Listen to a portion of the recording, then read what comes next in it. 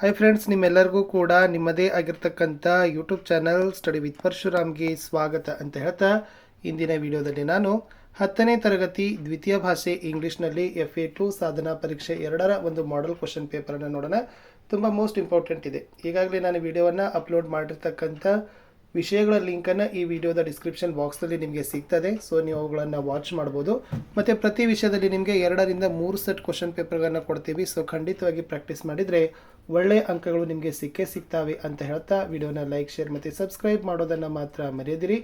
ಬನ್ನಿ SSLC ಇಂಗ್ಲೀಷ್ನ ಒಂದು FA2 ಪ್ರಶ್ನೆ ಪತ್ರಿಕೆ ನೋಡೋಣ. ಇದಕ್ಕಿಂತ ಮುಂಚೆ ನಾನು ಪಾಠದ ಪ್ರಶ್ನೋತ್ತರಗಳನ್ನು ಸಹಿತ ಕೂಡ ಹಾಕಿದ್ದೀನಿ, ಅವುಗಳನ್ನ ಸಹಿತ ನೋಡಿ ಅಂತ ಹೇಳ್ತಾ ಫಸ್ಟ್ ಮೀನ್ಸ್ ನೋಡೋಣ. ಡೂ ಆಸ್ ಡೈರೆಕ್ಟೆಡ್ ಬಿಲೋ ಅಂತ ಇದೆ. So first one, choose a correct question tag ಅಂತ ಕೊಟ್ಟಿದ್ದಾರೆ. ಓಕೆನಾ. The constitution is a fundamental document ಅಂತ ಇದೆ. ಓಕೆನಾ.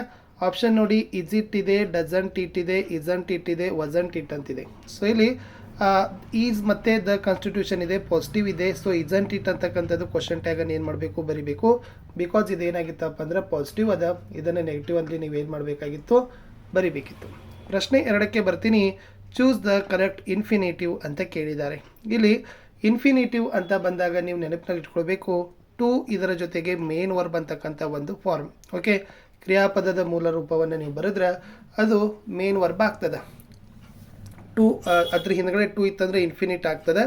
ಇಲ್ಲಿ constitution is not to create the organs of the state ಅಂತ ಇದೆ. A merely, b to create, c organs, d limits. ಹೇಳಿದ್ದೀವಿ ಇನ್ಫಿನಿಟ್ ಅಂದರೆ ಟು ಜೊತೆಗೆ ಮೇನ್ ವರ್ಬ್ ಇರಬೇಕು. ಆಪ್ಷನ್ ಬಿದಲ್ಲಿ ಟು ಕ್ರಿಯೇಟ್ ಅಂತ ಇದೆ. ಸೊ ಅದು ಏನಪ್ಪ ಅಂತಂದರೆ ಇನ್ಫಿನಿಟಿವ್ ಆಗ್ತದೆ. Next one, choose the correct collocative word ಅಂತ ಕೇಳಿದ್ದಾರೆ. ಯಾವುದು ಕೊಲಾಕೇಟಿವ್ ವರ್ಡನ್ನು ಇಲ್ಲಿ ಸೂಚಿಸ್ತದೆ? ಓಕೆ, ಶೇಕ್ ಇದೆ, ಅದ್ರ ಜೊತೆ ಇರ್ತಕ್ಕಂಥದ್ದು ಲೆಗ್ ಇದೆ, ಇಯರ್ ಇದೆ, ಬ್ರ್ಯಾಂಚ್ ಇದೆ, ಹ್ಯಾಂಡ್ ಇದೆ. ಸೊ ಶೇಕ್ ಜೊತೆಗೆ ಕರೆಕ್ಟಾಗಿರ್ತಕ್ಕಂಥ ಕೊಲಾಕೇಟಿವ್ ವರ್ಡ್ ಯಾವುದಪ್ಪ ಅಂದರೆ ಹ್ಯಾಂಡು.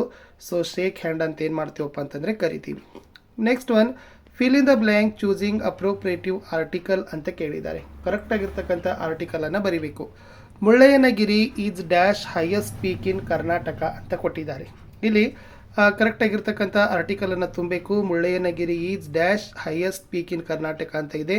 ಸೊ ದ ಅಂತ ಬರ್ತದೆ. So the is the exactly right answer. ಪ್ರಶ್ನೆ ಹೋಗೋಣ. 2 ಅಂಕದ 3 ಪ್ರಶ್ನೆಗಳಿದ್ದಾವೆ. ಪ್ರತಿ ಸರಿಯಾದ ಉತ್ತರಕ್ಕೆ 2 ಅಂಕ, ಒಟ್ಟು 3 ಪ್ರಶ್ನೆ 6 ಅಂಕ. ಪ್ರಶ್ನೆ ಇತ್ತು, how do you say that doctor BR Ambedkar was a voracious reader ಅಂತ ಕೇಳಿದ್ದಾರೆ. ಇದು ಪಾಪ್ಯುಲರ್ ಕ್ವಶನ್ ಮತ್ತು ಮೋಸ್ಟ್ ಎಕ್ಸ್ಪೆಕ್ಟೆಡ್ ಆಗಿ ಬರ್ತಕ್ಕಂಥ ಒಂದು ಪ್ರಶ್ನೆನೇ ಆಗಿದೆ. ಎಸ್, ಉತ್ತರ, doctor BR Ambedkar had an insatiable thrust for books. He bought books curtailing his daily needs. In New York, he is said to have purchased about 2,000 old books, and it is recorded that at the time of Second Roundtable Conference in London, he bought so many books that they had to be sent to India in 32 boxes ಅಂತ ಇದೆ. ಇಷ್ಟು important ಆಗಿರ್ತಕ್ಕಂಥ ಪ್ರಶ್ನೆಗೆ ಉತ್ತರವನ್ನು ನೀವು ಬರೀಲೇಬೇಕು, ಬಾಹೆಟ್ ಮಾಡಿ. ಇನ್ನೊಂದು ಪ್ರಶ್ನೆ ಬರ್ತದೆ, ದ ಲ್ಯಾಂಡ್ದಿಂದ why is the poet VK Gokak quarrels ಅಂತ ಕೇಳಿದ್ದಾರೆ. ಸೊ ಆನ್ಸರ್ ಏನಪ್ಪ ಅಂದರೆ, the poet quarrels because the motherland did not wish to listen a song about physical futures, temples, dams, lakes and technology of the country ಅಂತ ಬರೆದ್ರೆ ಸಾಕು. ಮುಂದಿನ ಪ್ರಶ್ನೆಗೆ ಹೋಗೋಣ. ಪ್ರಶ್ನೆ ಸಂಖ್ಯೆ 7, what make you think that Dicky Dolma's life as a girl was sorrowful ಅಂತ ಕೇಳಿದ್ದಾರೆ. ಓಕೆನಾ. ಕರೆಕ್ಟಾಗಿರ್ತಕ್ಕಂಥ ನೀವೇನು ಮಾಡಬೇಕಪ್ಪ ಅಂದರೆ ಬರಿಬೇಕು. Dicky Dolma lost mother when she was 11 years old. She lost her elder brother also ಅಂತ ಇದೆ. ಸೊ ಇವೆರಡೂ ಪಾಯಿಂಟನ್ನು ನೀವೇನು ಮಾಡಬೇಕಾಗಿತ್ತು, ಈ ಪ್ರಶ್ನೆಗೆ ಉತ್ತರಗಳಲ್ಲಿ ಸೂಚಿಸಲೇಬೇಕಿತ್ತು. ಒಂದು RC ಇದೆ, ವೆರಿ ಮೋಸ್ಟ್ ಇಂಪಾರ್ಟೆಂಟ್ ಆಗಿರ್ತಕ್ಕಂಥ RC ಇತ್ತು. ಎಸ್, ಪ್ರಶ್ನೆ ಏನಿದೆ, I did not sell them the trees in the orchard, the trees in that orchard are not mine ಅಂತ ಇದೆ. ಇದು ಫೇಮಸ್ ಆಗಿರ್ತಕ್ಕಂಥ ಒಂದು ಸೆಂಟೆನ್ಸೇ ಇದೆ. ಎಸ್, ಇಲ್ಲಿ ಫಸ್ಟ್ ಏನು ಕೇಳಿದ್ದಾರೆ, ಹೂ ಸೇಡ್ ದೀಸ್ ವರ್ಡ್ಸ್ ಅಂತ ಕೇಳಿದ್ದಾರೆ. ಸೊ ಇದನ್ನು ಯಾರು ಹೇಳಿದ್ದಾರೆ ಅಂತ ಕೇಳಿದ್ದಾರೆ. Yes, the answer is Don Anselmo ಅಂತಕ್ಕಂಥದ್ದು ಉತ್ತರವನ್ನು ನೀವು ಕೊಡಬೇಕು. Next one, who does them refer to ಅಂತ ಕೇಳಿದ್ದಾರೆ. ಸೊ ದೆಮ್ ಅಂದರೆ ಯಾರು ಅಂತ ಕೇಳಿದ್ದಾರೆ. ಸೊ ದ ಆನ್ಸರ್ ಏನಪ್ಪ ಅಂದರೆ ದ ಅಮ್ರಿಕನ್ಸ್ ಅಂತಕ್ಕದ್ದನ್ನು ಬರಿಬೇಕು. ಓಕೆ, ಸೊ ದ ಅಮ್ರಿಕನ್ಸ್ ಅಂತ ಬರೆದ್ರೆ ನಿಮ್ದು ಆನ್ಸರ್ ಏನಾಗ್ತದಪ್ಪ ಅಂತಂದ್ರೆ ಕರೆಕ್ಟ್ ಆಗ್ತದೆ. ಸೊ ನೀವು ಏನು ಮಾಡಬೇಕಾಗಿತ್ತು, ನೀಟಾಗಿ ಅದನ್ನು ಪ್ರಶ್ನೆ ಓದಿದರೆ ನಿಮಗೆ ಅರ್ಥ ಆಗ್ತದೆ. ಇನ್ನು why didn't he sell the trees in the orchard ಅಂತ ಇದೆ. Answer is according to Don Anselmo the trees belong to the children Rio in Medio ಅಂತಕ್ಕಂಥದ್ದನ್ನು ಬರೆದ್ರೆ ನಿಮ್ಮ ಆನ್ಸರ್ ಕಂಪ್ಲೀಟ್ ಆಗ್ತದೆ. ಇದು 3 ಅಂಕಕ್ಕೆ ಇರ್ತಕ್ಕಂಥ ಒಂದು ಈಸಿ ಕ್ವಶನ್ನೇ ಇತ್ತು.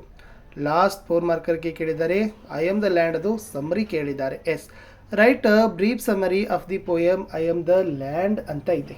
ಓಕೆನಾ? ಸೊ ಏನೆಲ್ಲ ಬರೀಬೇಕಾಗಿತ್ತು ಅನ್ನೋದನ್ನು ಆಲ್ರೆಡಿ ನಾನು ಇಲ್ಲಿ ಕೊಟ್ಟಿದ್ದೀನಿ.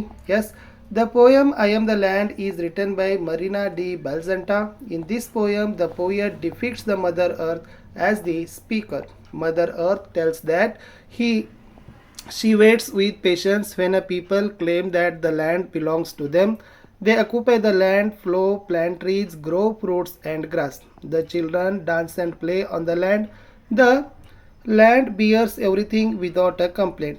The soldiers come with guns, fighting for the land. People build fences on the land to divide nations, which suffocates like chains in her neck. But Mother Earth mocks at the people's behavior with a tone of self-assertion ಅಂತ ಬರ್ತದೆ. ಇಷ್ಟು ನೀವೇನು ಮಾಡಬೇಕಾಗಿತ್ತಪ್ಪ ಅಂದರೆ ಪಾಯಿಂಟ್ಸಲ್ಲಿ ನೀವು ಬರಲೇಬೇಕು. ಓಕೆನಾ? ಇಷ್ಟಿತ್ತು ಒಂದು ಇಂಗ್ಲೀಷ್ನ ಮಾಡೆಲ್ ಕ್ವಶನ್ ಪೇಪರು ಅಂತ ಹೇಳ್ತಾ ಲಾಸ್ಟ್ ಒಂದು ನಿಮಗೆ ಪ್ರೊಫೈಲನ್ನು ಕೇಳಿದ್ದಾರೆ. ಇಲ್ಲಿ ಶ್ರೀಮತಿ ಸೌಮ್ಯ ಅವರ ಬಗ್ಗೆ ಒಂದು ಪ್ರೊಫೈಲ್ ಇದೆ 3 ಅಂಕಕ್ಕೆ. ಏಜ್ ಬಂದುಬಿಟ್ಟು 45 ಇಯರ್ಸ್ ಕೊಟ್ಟಿದ್ದಾರೆ. ಓಕೆನಾ? ನೆಕ್ಸ್ಟ್ ಏಜ್ ಆದಮೇಲೆ ಇರ್ತಕ್ಕಂಥ ಪಾಯಿಂಟ್ಸ್ ಏನು ಕೊಟ್ಟಿದ್ದಾರೆ ಅವರಂತಂದರೆ ನೋಡೋದಾದರೆ ಪ್ರಶ್ನೆ ಪತ್ರಿಕೆಯಲ್ಲಿ ಹೈಟ್ ಆ್ಯಂಡ್ ವೇಟ್ ಇದೆ. ಹೈಟ್ ಬಂದುಬಿಟ್ಟು 5.2 ಫೀಟ್ ಇದೆ, ವೇಟ್ ಬಂದುಬಿಟ್ಟು 52 kgs ಇದೆ. ಓಕೆನಾ? Qualification MA in economics and MA in music ಆಗದ. Occupation teaches music to children of all ages. Hobbies ನೋಡೋದಾದರೆ ಪೇಂಟಿಂಗ್ ಆ್ಯಂಡ್ ಡಾಲ್ ಮೇಕಿಂಗ್ ಅದ. ರೀಸನ್ಸ್ ಫಾರ್ ಪಾಪ್ಯುಲಾರಿಟಿ ನೋಡೋದಾದರೆ cheerful, gives a individual attention. Achievements ನೋಡೋದಾದರೆ paintings displayed in exhibitions, performs at musical concerts ಅಂತ ಬರೆದ್ರೆ ಸಾಕು. ಇನ್ನು ಈ ಥರದ್ದು ಪ್ರೊಫೈಲನ್ನು ಈ ಥರ ನೀವೇನು ಮಾಡಬೇಕಪ್ಪ ಅಂದರೆ ನೀಟಾಗಿ ಪ್ಯಾರಾಗ್ರಾಫಲ್ಲಿ ಬರೀಬೇಕು. Shrimati Soumya is 45 years old. Her height is 5.2 feet and weight is 52 kg. She holds an MA in economics and another in music. Her passion for music and she teaches music for children of all ages.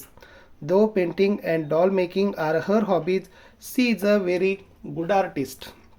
Her paintings are displayed in various exhibitions. She is a very talented and her warm personality has earned admiration from Har students ಅಂತ ಬರೆದ್ರೆ ಸಾಕು. ಇಷ್ಟಿತ್ತು ಒಂದು 10th FA2ನ ಒಂದು English ಪ್ರಶ್ನೆ ಪತ್ರಿಕೆ ಅಂತ ಹೇಳ್ತಾ ಇಲ್ಲಿಯವರೆಗೆ ಪ್ರಶ್ನೆ ಪತ್ರಿಕೆಯನ್ನು ನೋಡಿದ್ದಕ್ಕೆ ಧನ್ಯವಾದಗಳು. ಸೊ ಮತ್ತೆ ನಾನು 2-3 ಪ್ರಶ್ನೆ ಪತ್ರಿಕೆಗಳೊಂದಿಗೆ ನಾನು ನಿಮ್ಮ ಜೊತೆಗೆ ಭೇಟಿ ಆಗ್ತೀನಿ. ವಿಡಿಯೋನ ವಾಚ್ ಮಾಡಿದ್ದಕ್ಕೆ ಮತ್ತೆ ನಿಮಗೆ ಬಿಗ್ ಥ್ಯಾಂಕ್ಸ್ ಅಂತ ಹೇಳ್ತಾ ಸೊ ಮತ್ತೆ ಸಿಗುವ ಹೊಸ ವಿಡಿಯೋದಲ್ಲಿ. ಅಂಟಿಲ್ ಟೇಕ್ ಕೇರ್, ಬಾಯ್.